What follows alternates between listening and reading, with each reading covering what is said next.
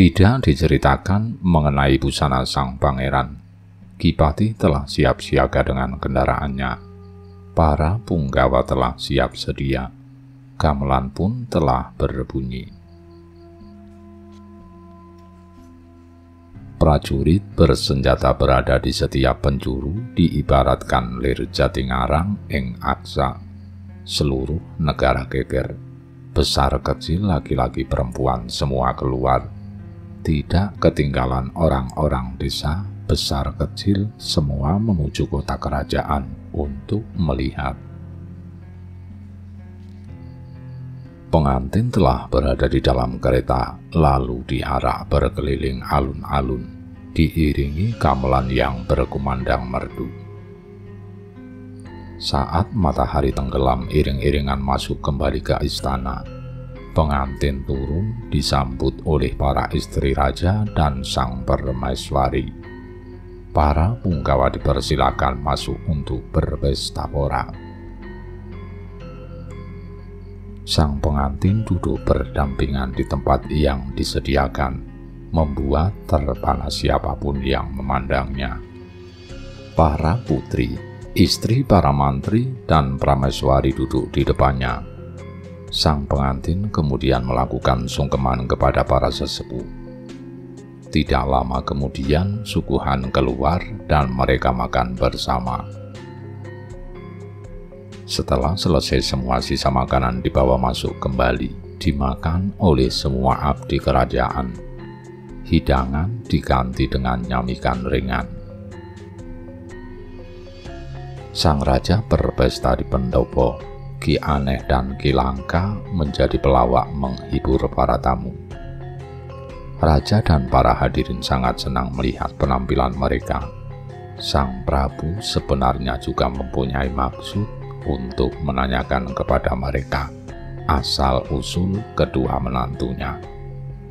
Aneh, Langka, cepat kemarilah. Aku akan memberimu minum, panggil sang raja. Keduanya pun menghadap lalu diberi minum sambil disuruh melawak. Orang-orang yang menyaksikan tertawa terbahak-bahak. Ki Langka menyanyi dengan bahasa Melayu, sahut menyahut dengan Ki Aneh. Sang Prabu lalu bertanya dengan pelan, "Bajang, aku tanya jawab yang sebenarnya, jangan menipu. Kamu ini berasal dari mana? Dan siapa yang kamu ikuti? Putra siapakah menantuku itu?" Ki Bajang menghaturkan sembah lalu menjawab, "Hamba rakyat Mulwapatidaha. Hamba menjadi pengasuh putra raja yang sekarang menjadi menantu Paduka. Keduanya saudara seayah dan seibu. Mereka pergi dari kerajaan karena mendapat murka dari ayahandanya." Sang Prabu senang setelah mendengar semua penjelasan Ki Bajang. Dalam hati ia berkata, "Tidak salah dugaanku. Tidak mungkin akan dapat menyelesaikan masalahku kalau bukan seorang keturunan raja. Sungguh sangat beruntung aku mendapat menantu yang hebat." Sang Prabu kemudian meninggalkan tempat pesta. Sementara itu, sang pangeran telah membawa istri mereka ke dalam kamar. Jaya Misena membopong istrinya lalu ditidurkan di atas tempat tidur yang empuk, lalu merayunya. Setelah puas bercinta semalam suntuk, pagi harinya mereka keluar untuk mandi diiring oleh para dayang. Sang Prabu Jaya Atmaja duduk di dalam istana dihadap oleh permaisuri dan menantunya. Raja bersabda, "Raden, aku titipkan istri-istri kalian. Berlapang dadalah dan rajinlah memberi pengetahuan kepadanya. Aku sudah mengirim surat kepada ayahandamu untuk memberitahukan keberadaanmu, tetapi utusan belum kembali. Terima kasih Paduka. Paduka telah bersedia mengambil hamba dan menganugerahkan putri Paduka menjadi istri hamba. Hamba tidak bisa membalas semua kebaikan. hanya hidup dan mati yang bisa hamba haturkan kepada Paduka, jawab sang pangeran. Raja sangat senang mendengar perkataan sang pangeran.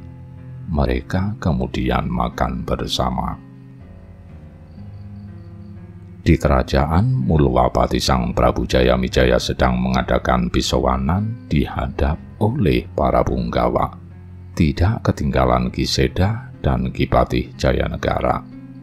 Jayanegara merupakan patih baru, menggantikan ayahandanya yang bernama Selakrama. Ki Patih sangat gagah perkasa dan berbudi luhur.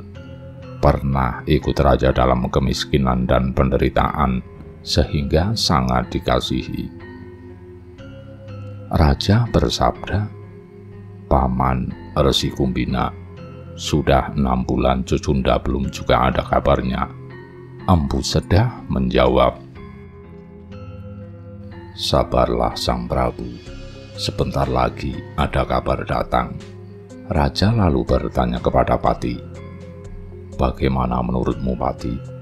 Belum juga ada kabar tentang gustimu sampai sekarang."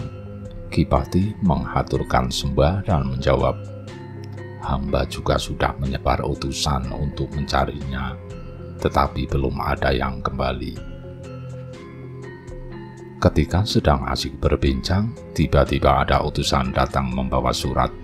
Raja menanyainya, "Kamu utusan dari mana? Sepertinya aku baru melihatmu sekarang." Sang duta menghaturkan sembah lalu menjawab, "Hamba dari Tapalaretna, utusan Sang Prabu Jaya Atmaja. Hamba diutus menghaturkan surat kepada Paduka." Raja bersabda, "Terimalah surat itu." Seorang punggawa menerimanya lalu menghaturkan kepada sang raja. Raja segera membuka dan membacanya. "Mohon ampun dari Adinda Prabu Jaya Atmaja, Raja Tapalaretna, kepada Paduka Prabu Jayamijaya yang berkuasa di Malwapatidaha, yang sakti mandraguna, arif bijaksana, dan mampu mengalahkan semua musuh. Saya beritahukan bahwa sekarang ini putranda, Raden Jayamisena dan Raden Jayadiputra berada di Tapalaretna, dan saya ambil menantu karena berhasil mengalahkan tentara raja raksasa dari Kriskenda yang bernama Prabu Lokasengara. Raja raksasa tersebut ingin mengambil paksa putri saya. Saya tidak berdaya dan merasa takut karena jumlah mereka sangat banyak. Kedua putra Padukalah yang kemudian bisa mengalahkannya. Putra Paduka sangat sakti. Sekarang saya haturkan kembali kepada Paduka." Sang Prabu Jayamijaya sangat senang hatinya setelah mengetahui isi surat. "Paman Empu Sedah, benar apa yang paman tuturkan," katanya kepada sang paman. Ia lalu bersabda lagi, "Patih, bersiap-siaplah. Temuilah putraku di Tapalaretna bersama duta ini dengan membawa kendaraan. Utusan, istirahatlah kamu di rumah patihku." Raja kemudian pulang ke istana memberitahukan kabar gembira kepada istrinya. Prameswari sangat gembira hatinya mendengar penuturan raja. Raja bersabda, "Dinda, hiaslah istana sepantasnya." Sang permaisuri menjawab sendiko. Raja membuat surat balasan untuk besannya. Setelah jadi diutusnya seorang ceti untuk menyerahkan surat tersebut kepada Ki Patih. Ceti segera berangkat menemui Ki Patih dan menyerahkan surat dari raja. Patih telah siap berangkat dengan wadyabala yang akan menjemput sang pangeran. Perjalanan mereka tidak dikisahkan.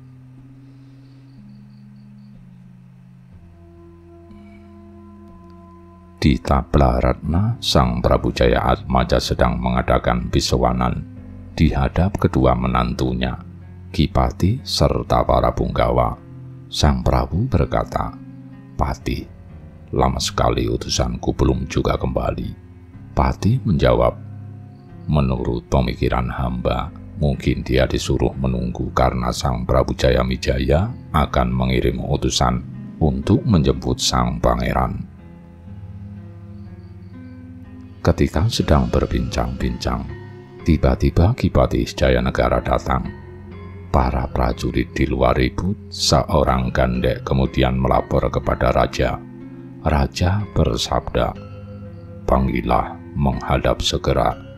Gandek segera keluar memanggil Ki Patih. Ki Patih segera menghadap dan duduk berdampingan. Semua yang hadir kagum melihat Ki Patih yang sosoknya bagai Raden Gatotkaca dan pantas sebagai patih prajurit.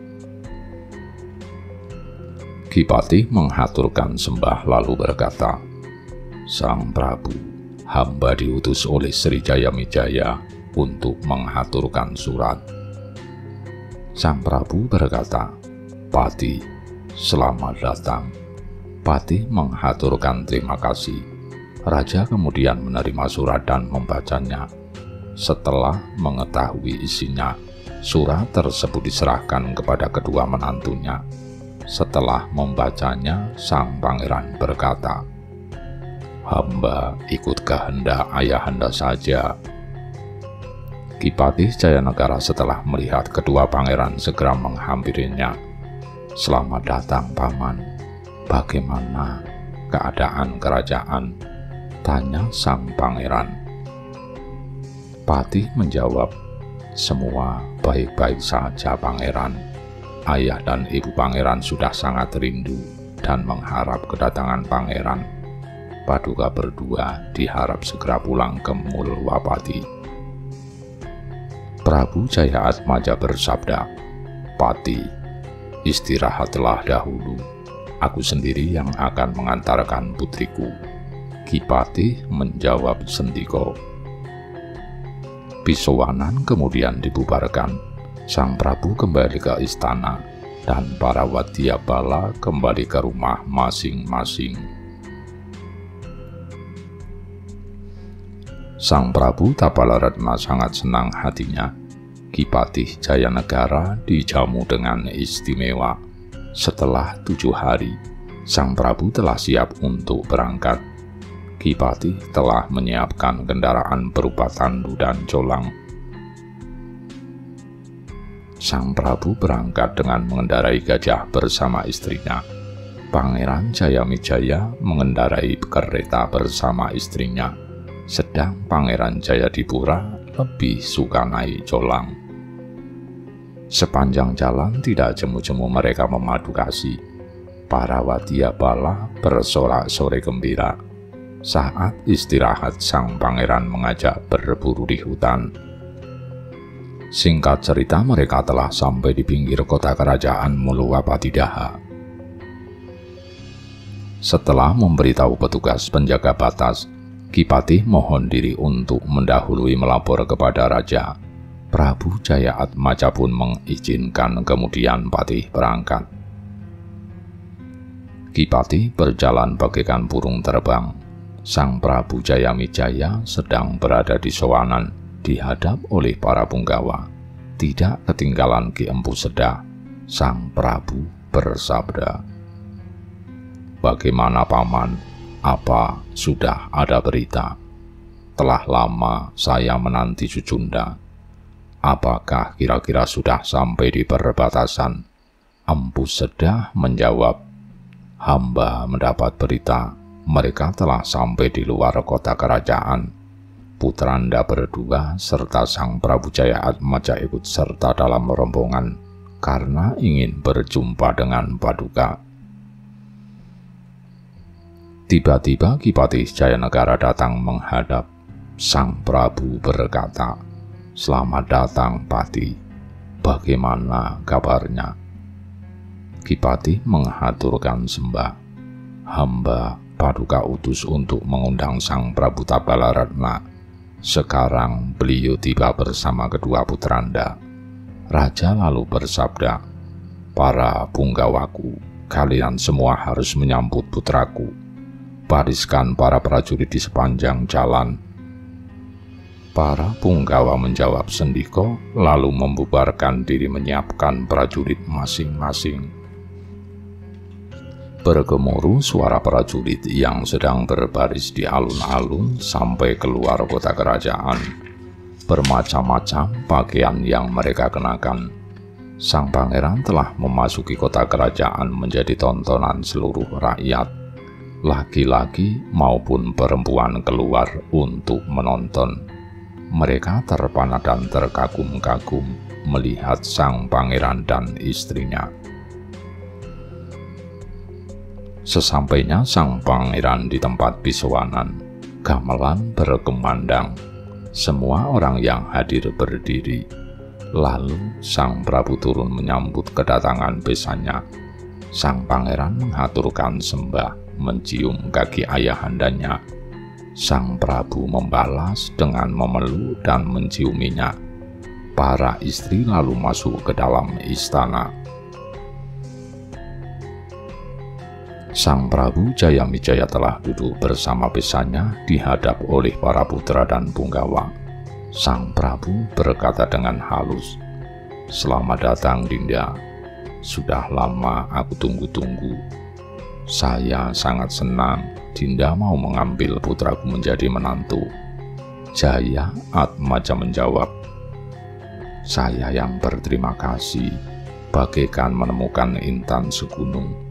Saya sangat berhutang budi kepada kedua putra Paduka yang telah menolong hamba dan para wadyabala." Sang Prabu Jaya Atmaja beserta para putra kemudian diajak masuk ke dalam istana. Di dalam istana, mereka berpesta dan bersukaria. Sang Prabu sangat senang melihat putranya saling mengasihi. Setelah beberapa lama di Mulwapati, Prabu Jaya Atmaja mohon pamit. Singkat cerita, istri Pangeran Jayamisena dan Jayadiputra telah mengandung 3 bulan. Prabu Jayamijaya mendapat surat dari Tapalaratna mengabarkan bahwa sang Prabu Jaya Atmaja telah mangkat. Salah satu putra Malwapati diminta untuk menjadi raja menggantikan sang Prabu di Tapalaratna. Sang Prabu Jayamijaya lalu memanggil putranya Pangeran Jayadiputra. Pangeran Jayadiputra menghadap ayahandanya. Sang Prabu berkata, "Raden, kamu dipanggil oleh ibumu di Tapalaratna. Kamu diminta menjadi raja menggantikan ayahmu. Berangkatlah, nak. Ayah memberi izin. Cepat berdandanlah dan membawa serta istrimu. Jadilah kamu raja yang memerintah rakyat dengan baik." Sang pangeran mengaturkan sembah, tidak menolak semua perintah ayahandanya, kemudian mohon diri. Sang pangeran menyampaikan semua titah raja kepada istrinya. Keduanya kemudian berdandan dan mempersiapkan semua yang dibawa. Setelah semua siap, termasuk para prajurit yang mengiring, sang pangeran mohon pamit kepada ayah, ibu, dan kakaknya. Pangeran Jayadiputra kemudian berangkat diiringkan oleh sebagian abdi terkasihnya, sedang sebagian lagi tetap tinggal di Malwapati.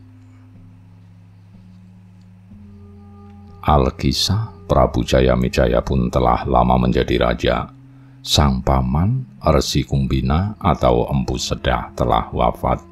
Sang resi meninggalkan seorang putra yang tampan rupawan bernama Sumbaga.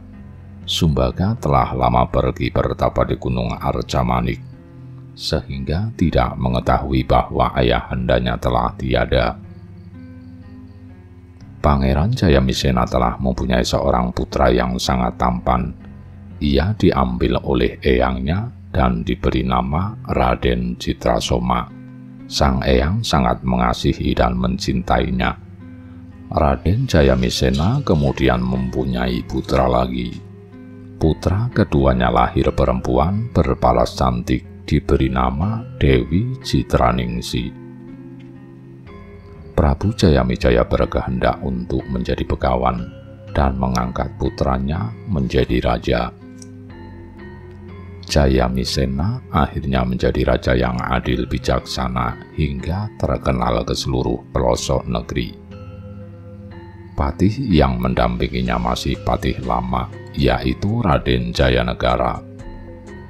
Prabu Jayamisena akan menikahkan putranya dengan Putri Jayadiputra yang bertahta di Tapalaratna. Sang Prabu Jayadiputra mempunyai putri yang sangat cantik. Istana telah dihias indah. Semua orang sibuk mempersiapkan pesta. Ki Patih dengan para punggawa telah siap untuk mengarak sang pengantin. Prabu Jayamijaya telah berada di Pisowanan dan adiknya dari Tapalaratna juga telah hadir duduk berjajar dengannya. Sang Prabu Jayamijaya bersabda, "Dinda, besok hari Senin, putra kita mantu dengan meriah." Adiknya menjawab, "Silahkan Kanda, saya setuju saja." Semua kemudian berpesta dan makan bersama. Para raja berkumpul dengan raja, kesatria dengan kesatria. Demikian juga para punggawa dari Tapalaratna berkumpul bersama bersukaria. Sehari semalam mereka nayup dan setelah puas mereka kembali ke pondok masing-masing. Hari Senin telah tiba. Sang pengantin telah siap. Dewi Sitrasasi, putra Sang Prabu Tapalaratna yang berwajah sangat cantik, semakin cantik dalam palutan busana yang indah. Bak bidadari turun dari kahyangan. Siapapun yang memandang terpana dan kagum dibuatnya. Kecantikan sang putri sepadan dengan ketampanan Raden Citrasoma yang juga semakin tampan dalam palutan busana yang serba gemerlap indah. Banyak wanita yang tergila-gila melihatnya. Setelah selesai berbusana, sang pengantin keluar lalu diarak dengan kereta Garuda. Gamelan berkumandang merdu. Para prajurit bersenjata mengiringkan dengan berbaris rapi, beriring-iringan keluar dari istana. Orang-orang yang menonton sangat senang melihat berbagai perkakas yang serba bagus dan serba gemerlap. Para punggawa mengiring memimpin prajuritnya masing-masing dengan menggunakan busana warna-warni. Arak-arakan pengantin berkeliling hingga keluar kota kerajaan. Setelah hari mulai senja, arak-arakan kembali masuk istana. Sang pengantin dijemput oleh para putri. Sang Prabu Jayamisena duduk di pendapa bersukaria bersama para punggawa dan Prabu Jayadiputra menikmati bedaya serimpi. Terdengar tepuk dan sorak-sori bersahutan menyambut tontonan yang bermacam-macam. Para istri mengiring pengantin menuju tempat pajangan. Keduanya tampak serasi bagi Batara Kamajaya dan Dewi Rati. Setelah malam tiba, sang pengantin masuk ke dalam kamar. Permaisuri beserta para istri raja yang lain kemudian ikut bersukaria. Pagi harinya, sang pengantin menuju ke taman untuk mandi, diiringkan oleh para dayang. Selesai mandi dan berbusana, keduanya lalu menghadap ayahandanya. Sang Prabu Jayamisena sedang duduk bersama adiknya, Sang Prabu Jayadiputra. Sang Prabu bersabda, "Berumah tanggalah dengan baik, nak." Putranya menjawab sendiko. Mereka kemudian makan bersama. Selesai makan, semua makanan segera dibawa masuk. Sang Prabu bersabda lagi, "Raden Citrasoma anakku, ayo kita menghadap kakekmu." Mereka lalu berjalan bersama-sama menuju kebun belakang. Prabu Jayamijaya sedang terbaring sakit. Prabu Jayamisena, Prabu Jayadiputra, dan Raden Citrasoma bersama istrinya datang menghadap. Mereka kemudian bergantian menghaturkan sembah. Prabu Jayamwijaya mencium kedua cucunya sambil berkata, "Sudah cukup aku ngomong kalian, kedua putraku. Jadilah kalian raja yang baik dan memerintah dengan baik. Demikian juga kamu cucuku Citrasoma. Kelak kamu juga akan menggantikan ayahandamu menjadi raja." Raden Citrasoma menghaturkan sembah menyanggupi semua pesan eyangnya. Sakit Jayamwijaya telah sangat parah dan akhirnya mangkat musnah bersama jasadnya. Putra-putranya menangis sedih atas kepergiannya. Sang Prabu Jayamisena dan Jayadiputra kemudian pulang ke istana. Setelah beberapa lama berada di Malwapati, Sang Prabu Jayadiputra bermaksud pulang ke Tabalaratna. Prabu Jayamisena mengadakan bisowanan dihadap oleh para punggawa. Raja Tabalaratna beserta istri dan Raden Citrasoma beserta istri pula telah siap. Setelah berpamitan, mereka kemudian berangkat. Raden Citrasoma ikut serta pulang ke Malwapati. Bergemuruh suara Wadya Bala Malwapati maupun Tabalaratna yang mengiringkan gusti mereka. Sang Prabu Jayamwijaya kembali ke istana diiringi para dayang. Dikisahkan ada seorang raja raksasa bernama Maharaja Indrasuketi yang bertahta di Gua Kupala. Dia seorang raja yang sakti mandraguna. Wujudnya menakutkan, tinggi besar, mukanya berwarna merah darah, matanya bulat besar, jika bersuara menggelegar bagai guntur. Suatu pagi Prabu Indrasuketi mengadakan bisowanan. Para punggawa dan mantri raksasa lengkap menghadap. Tidak ketinggalan patihnya yang bernama Patih Sanggabumi. Menghadap juga Kaliwon Sanggaloka, Kabayan Sanggaketi, Gelap Sasra dan Gelap Ngampar. Tidak ketinggalan para Wadya Bala raksasa di Korunda dan Sejabidalingon. Pakaian mereka berwarna-warni bagai gunung berapi. Sang raja duduk di singgasana dengan pakaian yang serba menyala, membuat takut yang memandangnya. Sang Prabu Indrasuketi berkata dengan keras, "Hei, Pati, aku mendengar berita ada seorang putri yang sangat cantik, putri Raja Malwapati Daha, bernama Dewi Citraningsi. Aku kasmaran padanya, Pati. Siang malam selalu terbayang-bayang. Bagaimana menurutmu agar aku bisa mendapatkannya? Sebaiknya dengan cara kasar atau halus?" Ki Patih menghaturkan sembah lalu menjawab, "Ampunkan hamba Paduka. Jika boleh hamba memberi saran, sebaiknya Sang Prabu mencari putri yang lain. Banyak putri raja lain yang juga cantik. Jika tidak boleh dilamar baik-baik, bisa kita rebut dengan kekuatan. Tetapi kalau putri Malwapati, sebaiknya jangan, Gusti, karena sangat berbahaya. Raja Malwapati adalah raja kekasih para dewa, sakti mandraguna, ditakuti dan dihormati oleh para raja."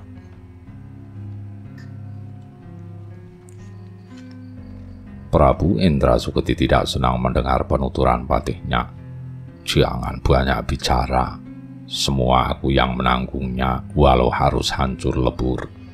Sudah semestinya demikian orang yang memperebutkan wanita. Bahkan harus mati pun aku akan melakukannya." Ki Patih menunduk ketakutan. Sang Prabu melanjutkan perkataannya, "Siapkan Wadya Bala dan panggil Gelap Sekti untuk menghadapku." Seorang gandek segera mundur memanggil Gelap Sekti. Tidak lama kemudian Gelap Sekti telah menghadap. Sang Prabu bersabda, "Hei, Gelap Sekti, kamu aku utus untuk mencuri Citraningsi, putri Prabu Jayamisena di Daha. laksanakan perintahku dengan baik. Jika tidak berhasil, aku akan memenggal kepalamu." Gelap Sekti menyanggupi dan segera mohon diri. Sang Prabu membubarkan bisowanan lalu pulang ke istana. Gelap Sekti yang sebenarnya bingung dalam hati segera melesat ke angkasa, terbang menuju Mulwapati. Di Malwapati, Prabu Jayamisena yang sedang sakit memanggil Raden Citrasoma putranya. Raden Citrasoma menghadap lalu menghaturkan sembah. Sang Prabu bersabda, "Bagaimana menurutmu Citrasoma? Adikmu kenapa jauh jodohnya? Apakah sudah ada raja yang melamar adikmu Citraningsi?" Raden Citrasoma menjawab, "Sudah ada ayahanda, Raja Pujanegara bernama Sasradiputra. Masih muda dan belum pernah menikah. Kerajaan Pujanegara masuk wilayah kerajaan ayahanda. Sekarang ia sedang menghadap karena tiba gilirannya menjaga paduka. Baiklah kalau begitu, tunggu sampai sakitku lebih ringan." Sang Citrasoma menghaturkan sembah lalu mohon diri.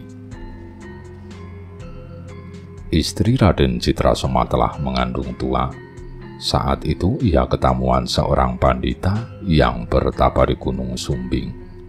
Ia datang bermaksud meminta tempat karena pertapaannya diganggu oleh lurah menguasai gunung. Istri Citrasoma sedang kesakitan karena hendak melahirkan. Sudah 5 hari sang putri menahan sakit, tetapi si bayi belum juga mau keluar. Raden Citrasoma ingat dan bermaksud meminta tolong kepada sang pandita yang menjadi tamunya. Sang Resi Pancasukma segera dipanggil menghadap. Raden Citrasoma berkata, "Resi Pancasukma, tolonglah istriku. Sudah 5 hari ia kesakitan. Aku akan mengabulkan apa yang menjadi permintaanmu." Sang Resi menjawab, "Seberapa kekuatan hamba, Pangeran? Tetapi semoga ada dewa yang berkenan menolong. Permintaan hamba jika putra paduka lahir laki-laki, izinkan hamba membawanya ke gunung." "Iya, Resi, silahkan. Jika sudah lahir, bawalah anakku. Aku ikhlaskan lahir dan batin." Sang Resi kemudian menyembur sang putri dan dalam sekejap lahirlah jabang bayi laki-laki. Sang pangeran hatinya lega. Jabang bayi segera dirawat, demikian juga ibunya. Setelah sang ibu bersih kembali, bayi dengan disertai inang yang menyusuinya diserahkan kepada sang pandita. Sang Prabu Jayamisena sakitnya semakin parah dan akhirnya mangkat sebelum sempat melihat cucunya. Raden Citrasoma dengan hati yang sangat sedih segera merawat jenazah ayahandanya. Setelah selesai, sang pangeran masuk ke istana dan memanggil patihnya. Setelah patih menghadap, Raden Citrasoma berkata, "Patih Jayanegara, aku akan menjadi raja menggantikan ayahanda. Siapkan seluruh wadyabala, punggawa, satria, dan para raja." Ki Patih menghaturkan sembah dan menjawab sendiko. Ki Patih keluar menabuh genderang memanggil para punggawa. Para punggawa segera berdatangan. Prabu Jayadiputra, pamannya yang juga telah hadir, sangat sedih atas kematian kakaknya. Tetapi semua telah dipupusnya sebagai kehendak Yang Maha Kuasa. Para raja bawahan telah menghadap, termasuk Raja Pujanegara, Raja Kertanagara dan Kiantipura, dan Raja Jongmeru dari Paldewa. Menghadap juga para mantri desa dan para mantri pamajekan. Sang raja baru telah keluar dari tempat bisowanan. Raden Citrasoma semakin tampan dengan busana yang serba indah. Nampak bagaikan Batara Kamajaya. Ayahandanya, Sang Prabu Tabalarna, menggandengnya dan mendudukkannya di singgasana. Sang Prabu lalu bersabda kepada semua yang hadir, "Aku berkehendak mengangkat Raden Citrasoma menjadi Raja Malawapati menggantikan ayahandanya. Para raja serta seluruh hadirin, tunduklah kalian pada raja baru. Jika ada yang ingin menghalangi, sampaikan padaku. Aku yang akan menjadi musuhnya." Semua yang hadir bersahut-sahutan menyatakan setuju dan mendukung keputusan raja. Prajurit bersorak 3 kali, kemudian gamelan berbunyi. Para punggawa bergantian maju mengaturkan sembah bakti kepada sang raja baru. Raja kemudian mengajak makan bersama. Seluruh raja yang hadir diberi makan hingga rata, sampai pada rakyat kecil. Setelah seharian berpesta, raja kemudian kembali ke istana. Demikian juga para hadirin pulang ke pondok masing-masing. Malam harinya, para raja bawahan telah hadir di tempat bisawanan. Sang raja keluar, lalu duduk di pendopo menikmati tari-tarian. Para raja dipanggil untuk menghadap raja. Setelah semua berada di hadapan raja, lalu diberi suguhan berupa jenewer, arak, dan anggur. Sang Prabu sangat senang hatinya. Para raja bertepuk dan bersorak menikmati tari-tarian yang disuguhkan. Tidak lama kemudian, suguhan makan malam keluar. Sang Prabu makan dengan nikmat bersama para raja. Setelah malam mulai larut, pesta pun bubar. Semua yang hadir pulang ke rumah masing-masing. Sang Prabu menuju istana lalu tidur dengan sangat nyenyak. Sementara itu, kelap sekti telah sampai di Kaputren ketika seluruh istana masih terlelap dalam tidurnya. Tanpa kesulitan, sang raksasa mengambil sang putri dan membawanya pergi. Sang putri yang masih terlelap tidur pun tidak merasa bahwa telah diculik. Tidak berapa lama, kelap sekti telah sampai kembali di negaranya dan menghaturkan sang putri kepada rajanya. Sang raja sangat senang, sehingga kelap sakti diberinya hadiah. Pagi harinya kerajaan Malawapati geger. Prabu Citrasoma sangat sedih hatinya. Kemana perginya adikku, dibawa maling ataukah sudah mati?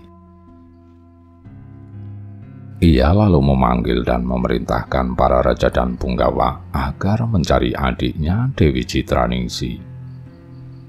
Saat itu juga Prabu Tabalarna mohon pamit untuk pulang ke kerajaannya. "Nanda Prabu, aku mohon pamit. Aku khawatir jika meninggalkan kerajaan terlalu lama, aku juga akan berusaha mencari hilangnya Citraningsi." Prabu Citrasoma menghaturkan sembah. "Silahkan, Ayahanda Prabu." Sang Prabu Citrasoma sangat sedih karena kehilangan adik perempuannya. Ia lalu memanggil Resi Pancasukma yang mengambil putranya. Sang Resi telah menghadap dengan membawa serta putra Sang Prabu. "Sang Tapa, maaf, saya memanggil Anda karena ingin melihat putra saya yang Anda bawa dan siapa namanya." Sang Pancasukma menjawab, "Inilah putra Paduka, namanya Pancadriya." Sang Prabu sangat senang melihat putranya. Ia lalu disuruh masuk untuk bertemu dengan ibunya. Setelah Raden Pancadriya dibawa masuk, Sang Prabu berkata lagi, "Saya juga ingin bercerita tentang adik saya yang tiba-tiba hilang pada malam hari tanpa ada pintu yang terbuka. Saya tidak tahu kemana perginya." Sang Tapa menjawab, Adik Paduka dicuri oleh maling yang berwujud raksasa berasal dari kerajaan Gua Kupala bernama Prabu Indrasuketi. Pilihlah orang yang sanggup ke pulau tersebut. Lalu siapa yang sebaiknya aku kutus sang resi? Orang yang mempunyai kehendak mengambil sang putri, dan karena memang dia jodohnya. Sang Prabu teringat pada Raja Pujanegara, Sang Prabu Sasradiputra. Ia lalu utus abdi untuk memanggilnya menghadap. Prabu Sasradiputra pun segera menghadap dan menghaturkan sembah. Sang Prabu bersabda, "Dinda, tidak ada yang pantas aku utus untuk mencari adikku kecuali kamu. Jika ketemu permintaanmu dahulu aku kabulkan. Ambillah dia menjadi istrimu." Sasradiputra menjawab, "Daulat Paduka, semoga mendapat kasih para dewa. Semua sabda Paduka hamba pegang siang dan malam. Berangkatlah Dinda, aku telah memberikan izin padamu."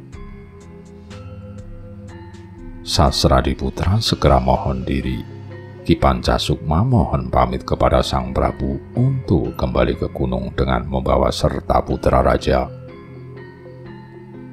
Sesampainya di pondoknya, Sasradiputra memanggil patihnya yang bernama Wirasraya. "Patih, bawalah Wadyabala pulang ke kerajaan. Aku diutus oleh Prabu Citrasoma untuk mencari adiknya." Ki Patih menghaturkan sembah. "Daulat Paduka, hamba siap menjalankan perintah." Sasradiputra berangkat sendirian tanpa seorang pengiring pun. Ia masuk ke dalam hutan untuk menemui gurunya Begawan Rasadimulya di Gunung Tasik Sela. Perjalanan Prabu Sasradiputra lancar tanpa halangan apapun. Sampailah ia di tempat yang dituju. Di pertapaan Tasik Sela, sang resi sedang dihadap oleh para cantrik di pacabrakan. "Cantrik, bersiap-siaplah, aku akan kedatangan tamu anakku Raja Pujanegara yang sedang menyamar." Cantrik segera melaksanakan perintah. Setelah semuanya selesai, tamu yang dimaksud datang. Sasradiputra duduk di hadapan sang resi menghaturkan sembah bakti. Sang biku menyapa, "Selamat datang di padepokanku Sasradiputra, dan aku sudah merencanakan apa yang harus kamu lakukan."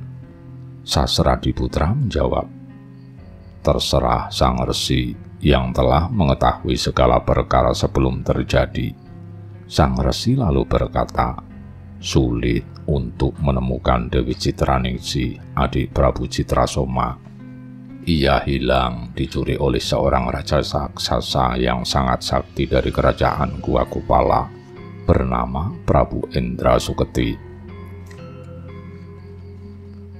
Tidak sembarang orang dapat masuk ke pulau tersebut. Sang raja raksasa menjaga sebuah telaga yang airnya melimpah. Besi apapun akan berubah menjadi emas jika terkena air telaga tersebut. Tetapi raksasa itu aku yang menguasainya atas perintah Yang Huru. Aku punya wewenang untuk menghukumnya jika ia melawan perintah. Kalau demikian, tolonglah saya, sang resi, supaya saya bisa menemukan sang dewi." Sang resi tersenyum. "Baiklah anakku, aku akan menolongmu agar bisa ke pulau itu. Tetapi kamu jangan sekali-kali menganiaya raksasa yang tinggal di tempat itu." Sasradiputra menyanggupi. Sang resi kemudian memberikan kedua lepen saktinya kepada Prabu Sasradiputra. "Pakailah lepen ini, satu kenakan di jari sehingga kamu tidak bisa terlihat, dan kenakan satunya lagi di kakimu, supaya kamu dapat berjalan di atas air. Bawalah juga cupu Astagina yang berguna untuk membawa berbagai barang. benda besar maupun kecil akan termuat di dalamnya. Segera berangkatlah, nak. Saya pundi di atas kepala semua pemberian sang resi, dan saya sangat berterima kasih, jawab Sasradiputra. Setelah menerima semua barang yang diberikan, ia menghaturkan sembah lalu segera berangkat. Sesampai di pantai, Sasradiputra segera mengenakan lepennya. Ia lalu berjalan di atas air secepat kuda. Tidak berselang, ia telah sampai di pulau yang dituju dan memasuki istana kerajaan tanpa diketahui oleh siapapun. Ia mendapati sang raja raksasa sedang merayu sang putri yang tampak ketakutan dan memejamkan mata. "Aduh Dinda, ayo aku bawa kamu ke tempat tidur. Jangan takut, ayo kita bercinta untuk membuat anak. Katakan apa yang kamu minta, akan aku turuti. Aku akan mengajarinya rayu sang raksasa." Sang putri menjawab, "Jangan mendekat kamu raksasa, pergilah. Lebih baik bunuhlah aku. Aku tidak sudi bersuami raksasa." Dengan terengah-engah sang raja berkata, "Baik, aku masih bersabar. Mau kemana kamu? Kamu sudah berada di tanganku seberapa kekuatan wanita. Sekarang kamu tidak mau, tetapi nanti aku akan memaksamu." Si raja raksasa lalu pergi meninggalkan sang putri. Sasradiputra menghampiri dan menampakkan diri di hadapan sang putri. Sang putri terkejut lalu bertanya, "Siapa kamu?" "Hamba Sasradiputra dari kerajaan Bojanegara. Hamba diutus sang Prabu Citrasoma untuk mencari putri. Sekarang ikutlah bersama hamba pulang ke Daha." Sang putri teringat dalam hati, "Baiklah kalau begitu, aku akan ikut bersamamu." Sang putri pun kemudian dimasukkan ke dalam cubu oleh Sasradiputra dan cepat-cepat meninggalkan istana raja raksasa dengan meninggalkan sepucuk surat.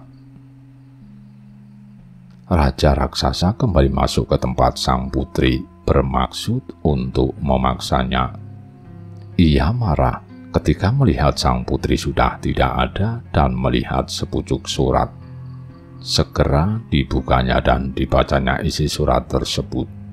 Ia semakin murka setelah membacanya. Dengan marah, ia keluar memanggil patihnya. "Patih, siapkan dan kerahkan semua tentaraku. Aku akan menyusul sang putri yang dibawa oleh Sasradiputra, anak Resi Rasadi Sukma, di stasi Sela. Jadi, sekali resi itu bukan? Aku akan memintanya kembali."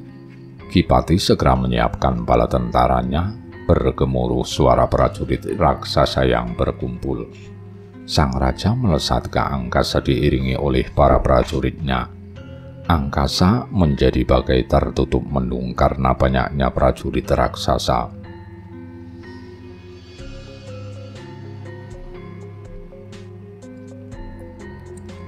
Sasradiputra telah sampai kembali di pertapaan Tasik Sela dan menghadap sang resi. "Selamat datang, Raden. Apakah kamu berhasil?" tanya sang resi. "Atas restu sang resi, sang putri berhasil saya bawa. Tetapi Prabu Indrasuketi dan bala tentaranya pasti menyusul ke sini," jawab Sasradiputra. "Biar saja dia menyusul.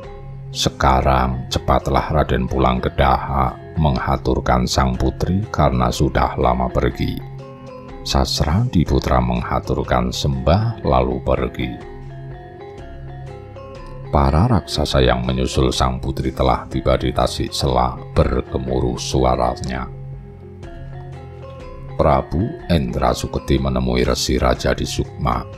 "Hei, sang tapa, apakah buruanku ada di sini? Sang putri Daha yang dibawa oleh Sasradiputra anakmu. Jika ada, cepat berikan putri padaku." Resi Rasadi Sukma berkata dengan halus, "Hei raksasa, kenapa kamu berbuat aniaya kepada manusia? Bukankah kamu dulu udah berjanji tidak akan melakukan hal itu? Sekarang semuanya kamu langgar. Sepantasnya raksasa mendapat jodoh raksasa. Dan jika menginginkan manusia, hanya manusia yang mau yang boleh diambil. Sang putri tidak sudi bersuami raksasa, tetapi kamu memaksanya. Aku yang tidak mengizinkan perbuatan seperti itu." Raksasa menjawab dengan keras, "Apa pedulimu hingga menyegah perbuatanku? Jangan sampai aku membunuhmu manusia. Cepat tunjukkan di mana buruanku. Jika tidak, kamu akan mencelakai resi. Aku akan mematahkan batang lehermu."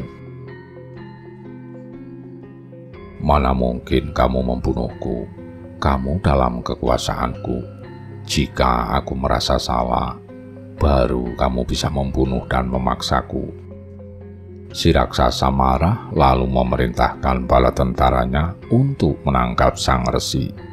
Tentara raksasa maju bersama untuk menangkap sang resi. Tetapi ketika hampir memegang, semuanya terkena kutukan. Kepala mereka berubah menjadi kepala kuda dan hilang seluruh kekuatannya.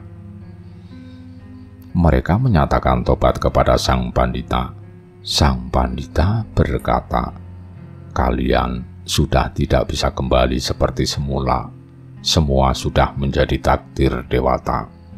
Sekarang pulanglah ke negaramu untuk menjaga telaga lagi. Jika ada manusia yang datang ke pulau itu dan bermaksud mengambil air telaga, mangsalah ia. Kalian juga tidak akan bisa terbang lagi.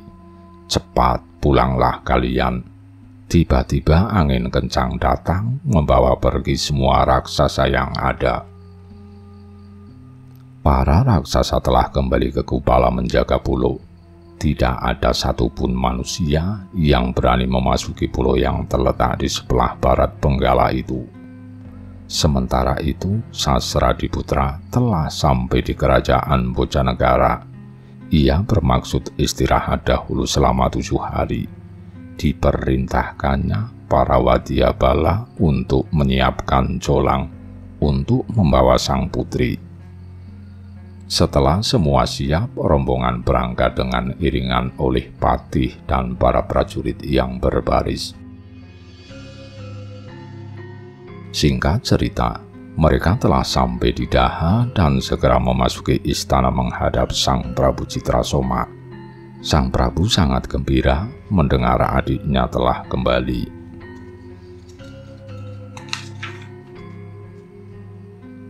Saat itu Sang Prabu sedang duduk bersama istrinya. Sang putri datang menghaturkan sembah kepada kakaknya sambil menangis. "Kanda, hamba tidak menyangka masih diperkenankan bertemu dengan Kanda." "Iya, Dinda, semua sudah menjadi jalan hidupmu. Sekarang bersiaplah karena sudah menjadi janjiku. Siapapun yang bisa menemukanmu, dia akan aku jodohkan denganmu." Dewi Citraningsih kemudian mohon diri pulang ke Kaputren. Sang Prabu memanggil Emban. "Emban, panggillah Kipatih untuk menghadapku." Emban segera menjalankan perintah. Kipatih pun segera menghadap. Sang Prabu berkata, "Paman Pati, perintahkan kepada titahku kepada Sasradiputra. Besok hari Senin aku akan menikahkannya dengan adikku. Paman datanglah juga karena aku akan mengadakan pesta." Kipatih menjawab sendiko dan mohon diri. Pada hari yang ditentukan, Sasradiputra pun dinikahkan dengan sang putri. Sang Prabu sangat gembira hatinya dan mengadakan pesta hingga berhari-hari. Alkisah, Prabu Citrasoma telah lama memerintah kerajaan Malwapati. Kerajaannya semakin makmur dan aman sentosa. ditakuti musuh dan disayangi oleh rakyatnya. Ia menjadi raja yang adil dan bijaksana, membuat senang hati rakyat kecil. Sang Prabu mempunyai seorang putra yang telah dewasa, yang telah diambil oleh sang resi di Gunung Pancasukma. Raden Pancatria sudah dewasa dan sudah waktunya menikah. Suatu saat ia menghadap ayahnya. Melihat putranya telah dewasa, sang Prabu berembuk dengan istrinya. "Dinda Ratu, putramu telah dewasa dan sudah pantas untuk menikah. Adakah putri cantik, putra raja yang pantas?" Sang permaisuri menjawab, "Tidak ada putri raja yang pantas. Hamba justru melihat bahwa Kipatih mempunyai putri yang sangat cantik. Kipatih mempunyai 6 orang putra. Hanya satu lelakinya bernama Mandrasena. Ia adalah kakaknya yang terakhir. Sedang sang putri bernama Sangkaningrat. Sulit mencari putri yang bisa menandingi putri Kipatih." Sang Prabu lalu memerintahkan emban untuk memanggil Kipatih. Kipatih telah menghadap sang Prabu. Sang Prabu bersabda, "Paman Patih, jika paman berkenan, aku bermaksud mengambil putrimu menjadi menantuku. Akan aku persandingkan dengan putraku, Pangeran Pancatria." Kipatih menjawab, "Silahkan Sang Prabu, hamba tidak merasa memilikinya. Kalau begitu paman, undanglah para raja dan juga paman Prabu Tapalaretna. Kirimkan surat kepada beliau supaya berkenan hadir menjadi saksi pernikahan cucunya." Kipatih menjawab sendiko lalu keluar untuk menjalankan perintah. Sang Prabu berkata kepada permaisuri lagi, "Dinda, bersihkanlah dan hiaslah istana sepantasnya." Seluruh penghuni istana Daha menjadi sibuk memperindah kerajaan. Istana telah dihias berwarna-warni. Berbagai tontonan pun telah siap. Raja bawahan yang berjumlah 100 orang semua telah hadir mengaturkan persembahan. Prabu Jayadiputra dari Tapalaretna juga telah hadir. Demikian juga adik iparnya Prabu Sasradiputra dari Bojanegara. Prabu Sasradiputra telah mempunyai putri laki-laki tetapi masih kecil. Para raja bawahan, para mantri desa, serta pamajikan semua hadir memberikan sumbangan. Prabu Citrasoma sangat senang hatinya dan bersukaria setiap hari. Kipatih juga menghias rumahnya dengan indah. Tidak ketinggalan berbagai tontonan pun telah disiapkan. Sang resi turut diundang tetapi tidak hadir. Hanya doa restunya yang ia berikan. Setelah tiba waktunya, sang pengantin diarak berkeliling kota kerajaan diiringi suara gamelan yang berkumandang merdu, serta para prajurit yang berpakaian dan membawa senjata bermacam-macam, turut mengiring para mantri yang berbusana menyala bagai gunung terbakar. Senang hati para rakyatnya melihatnya. Setelah selesai berkeliling menyusuri jalan-jalan, sang pengantin kembali ke dalam istana. Sang pengantin memasuki istana disambut oleh para putri, lalu didudukkan di tempat pajangan yang telah dihias indah. Semua orang kagum melihatnya, karena nampak bagaikan Dewi Ratih dan Batara Kamajaya yang turun dari kahyangan. Sang Prabu berpesta di pendopo bersama para raja, punggawa, satria, mantri menikmati berbagai tontonan yang ada. Permaisuri bersenang-senang bersama para istri raja. Tengah malam sang pangeran masuk ke kaputren. Singkat cerita, sang pangeran telah memadu kasih, saling mengasihi dan menyayangi. Pagi harinya keduanya keluar mandi bersama dilayani oleh para dayang. Setelah berbusana, keduanya lalu menghadap ayahandanya di istana. Sang Prabu sedang duduk di dalam istana bersama permaisuri dan ayahandanya, Prabu Jayadiputra dari Tapalaretna.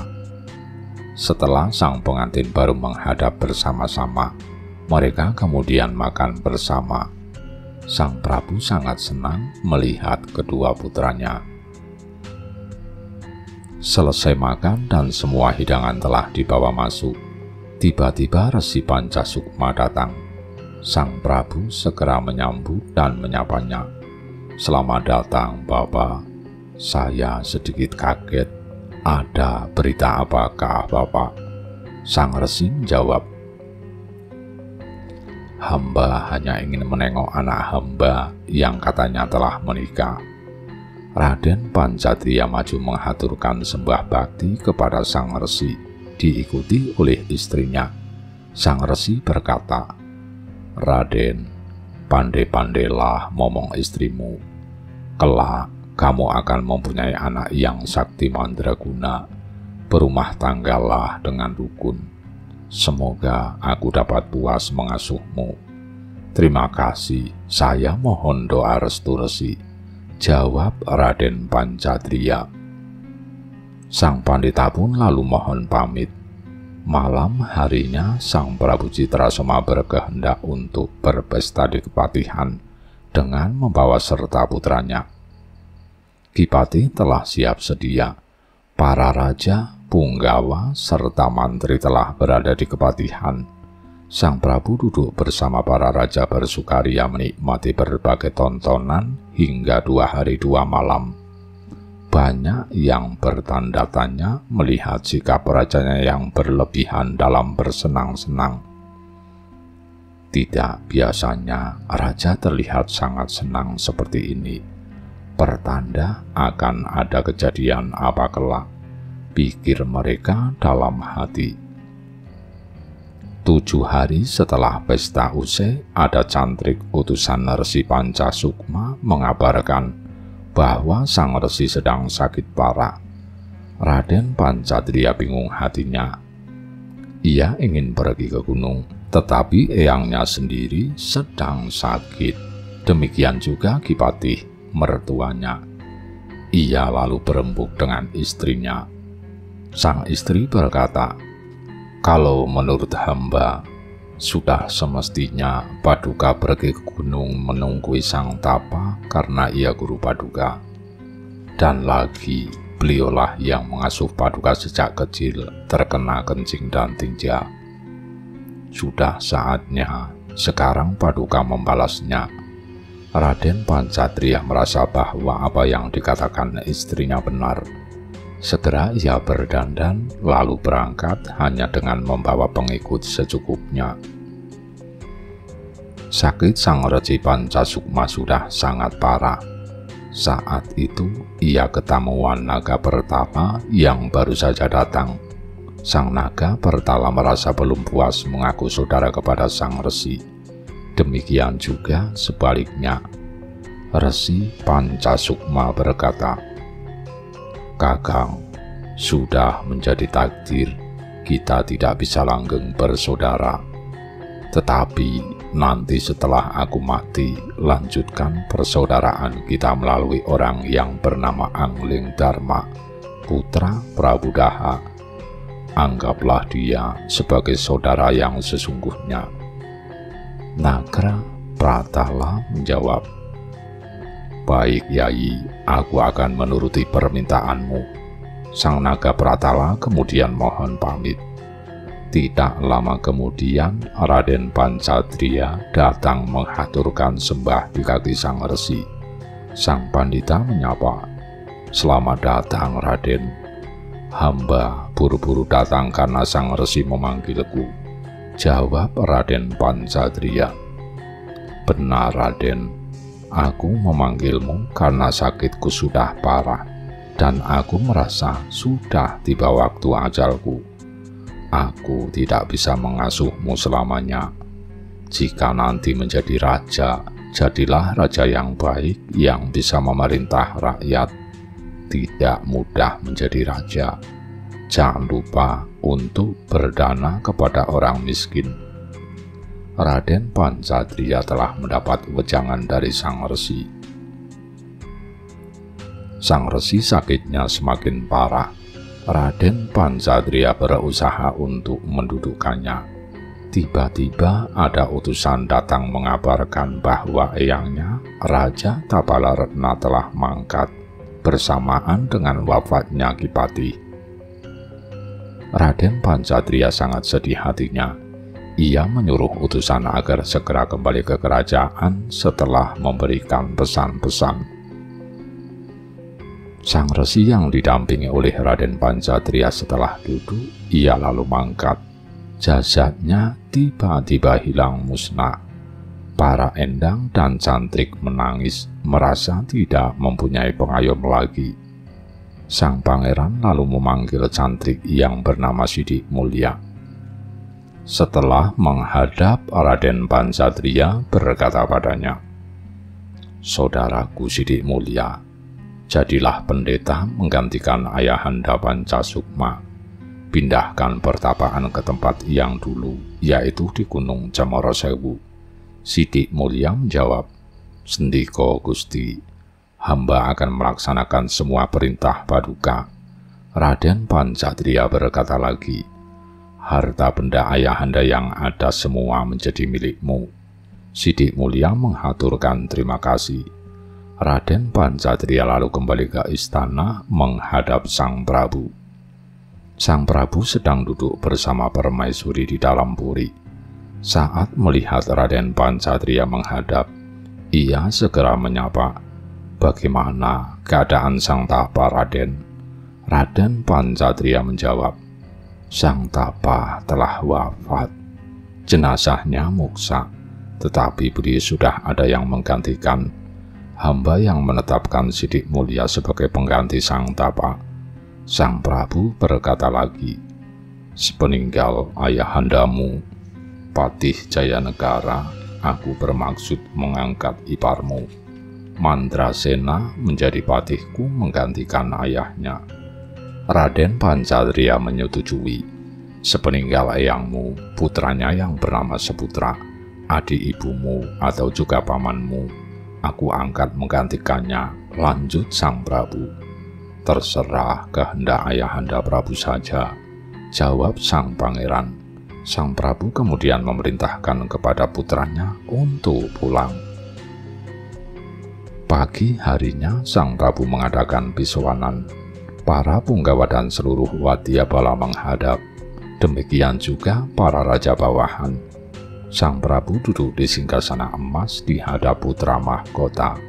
Sang Prabu bersabda, "Lah Mandrasena, kamu aku junjung menggantikan ayahandamu menjadi patihku, memimpin seluruh wadyabala daha, rakyatku, para punggawa, mantri, juga para raja bawahan.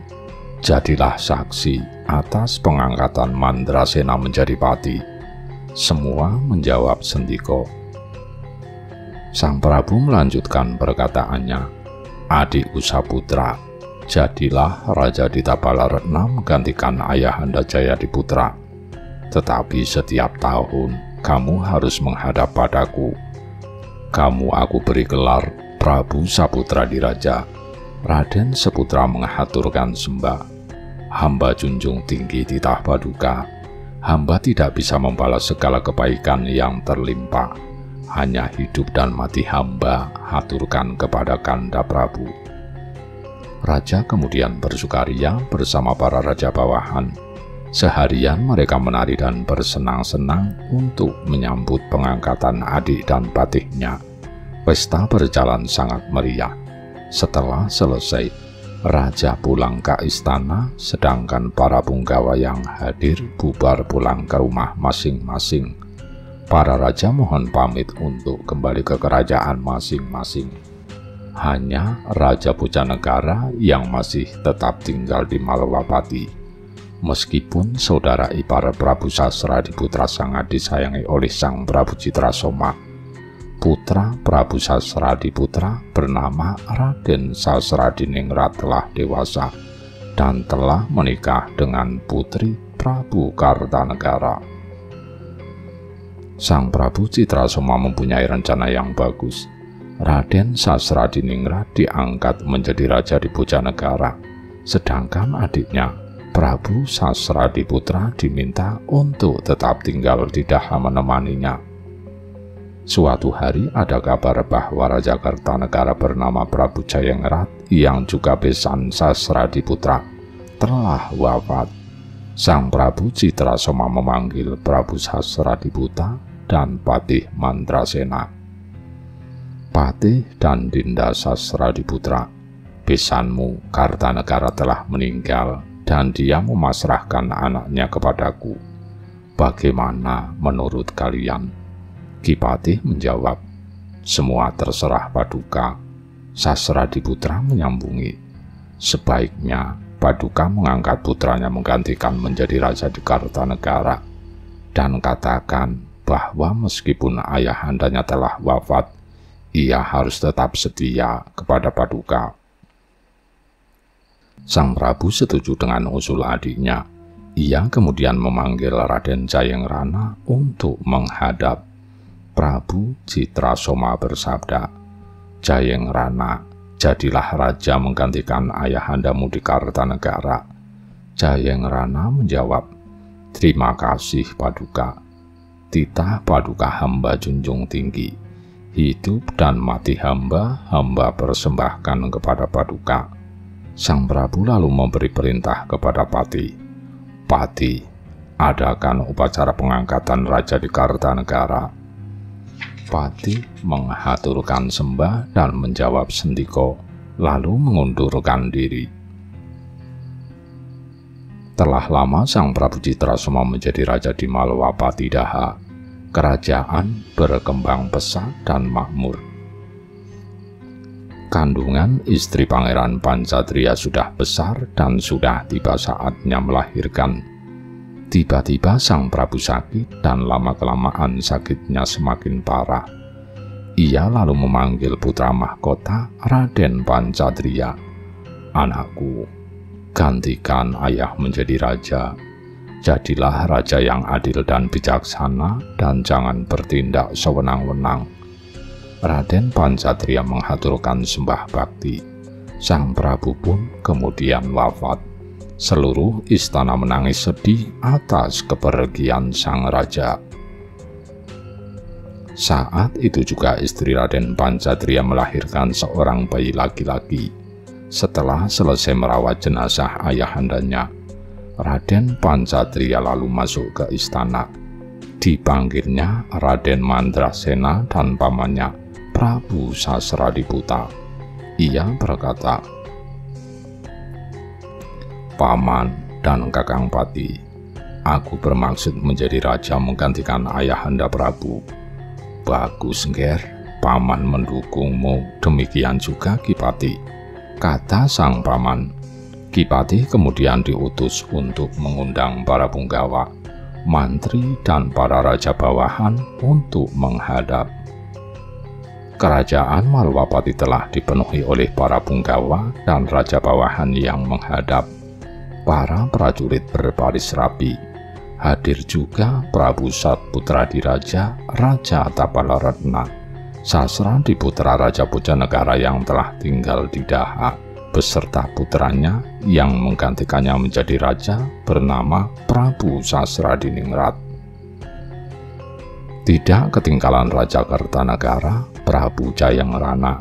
Ada juga Prabu Baurja dari kerajaan Jongmeru, Raja Talkanda bernama Kartaningrat, Prabu Suryareja dari Kiantipura, Raja Mandura bernama Prabu Suryasuda, Raja Indrawati yang bergelar Sumaningrat, Prabu Kartapura dari Budak Sategal, Prabu Surawidikya dari Malwadewa, dan masih banyak lagi raja yang tidak disebut nama dan kerajaannya.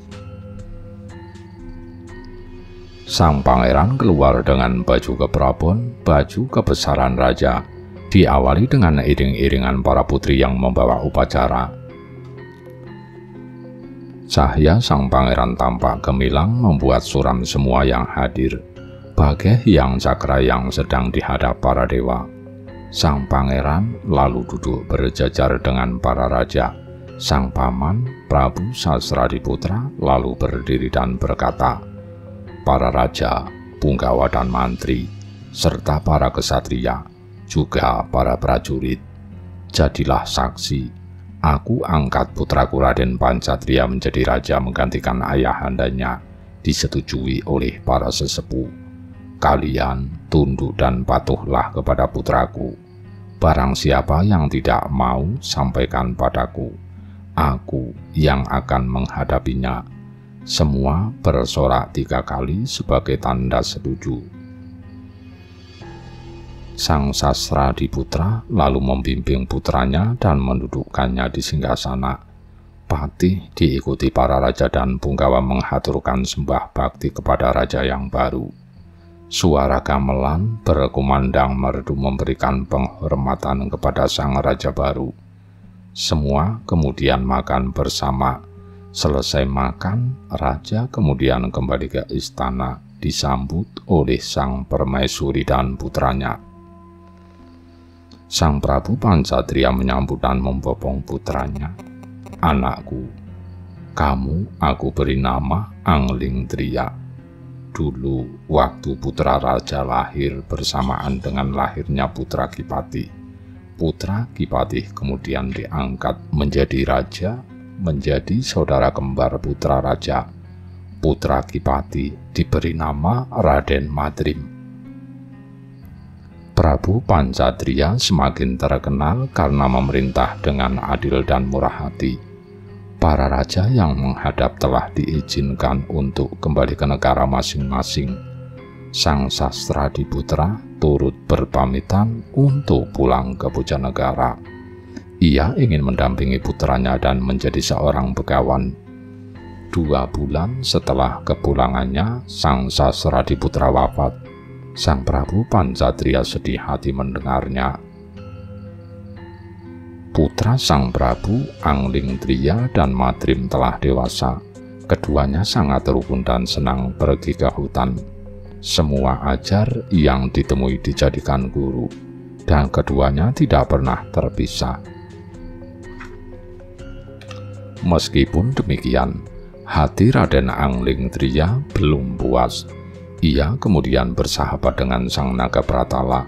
Sang Nagapratala tahu bahwa sang pangeran adalah titisan Resi Pancasukma. Raden Anglingtria lalu diajari berbagai ilmu, termasuk ilmu berubah bentuk. Demikian juga Raden Madrim. Sang Nagapratala berpesan kepada Raden Anglingtria agar jangan menyakiti Madrim. Demikian juga sebaliknya, karena salah satu bisa celaka.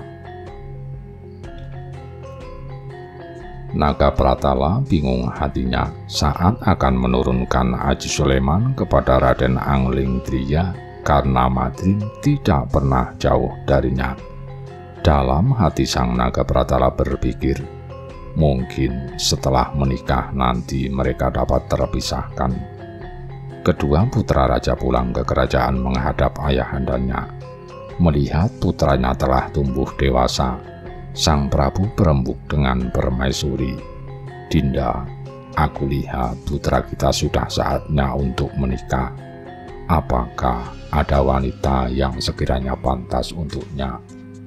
Dahulu Kipatih melihat bahwa Ki Sidik Mulia mempunyai 2 putri yang cantik.